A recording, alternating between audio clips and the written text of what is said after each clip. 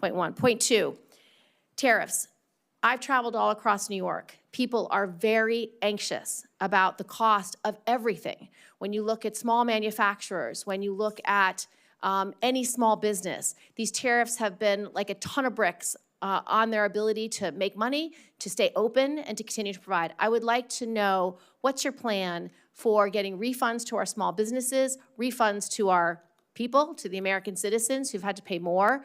Because right now, tariffs have driven up costs so significantly that it's put many businesses at risk and in peril.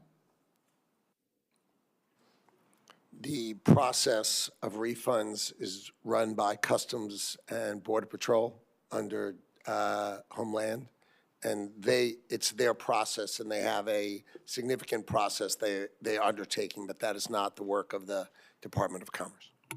What is your perspective, however, and what are you advocating for in regards to our small businesses, manufacturers, and people who have paid the price of these tariffs?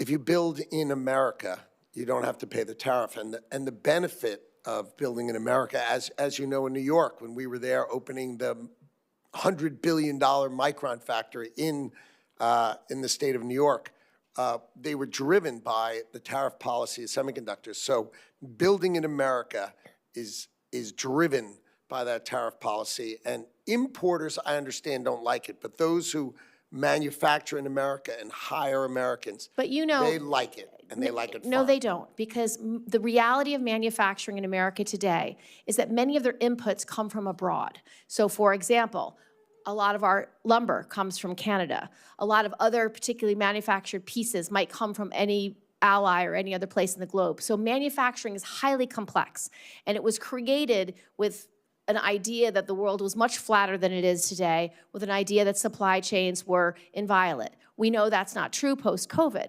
but tariffs on key allies like Canada can cripple manufacturers that are domestic manufacturers because their inputs come from an allied country. Bringing in manufacturing to America, we've been hollowed out. Our manufacturing has been hollowed out. It's been sent overseas.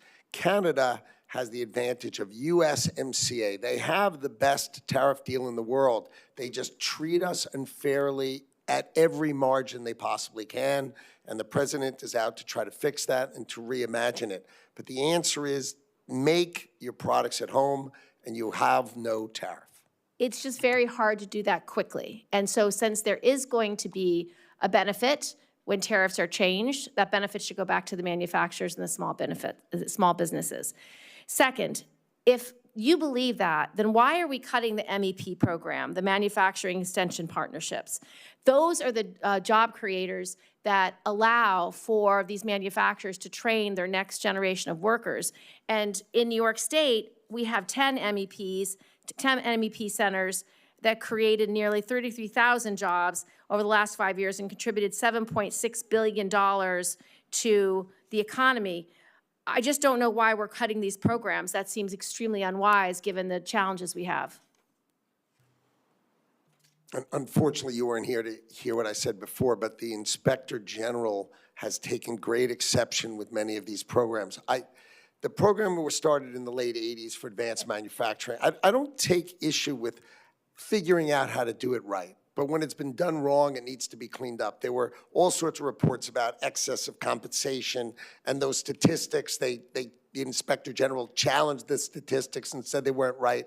I think if we got it right, we could find a way to do these well for America. Well, I would urge you to come to New York, and I will show you how we got it right.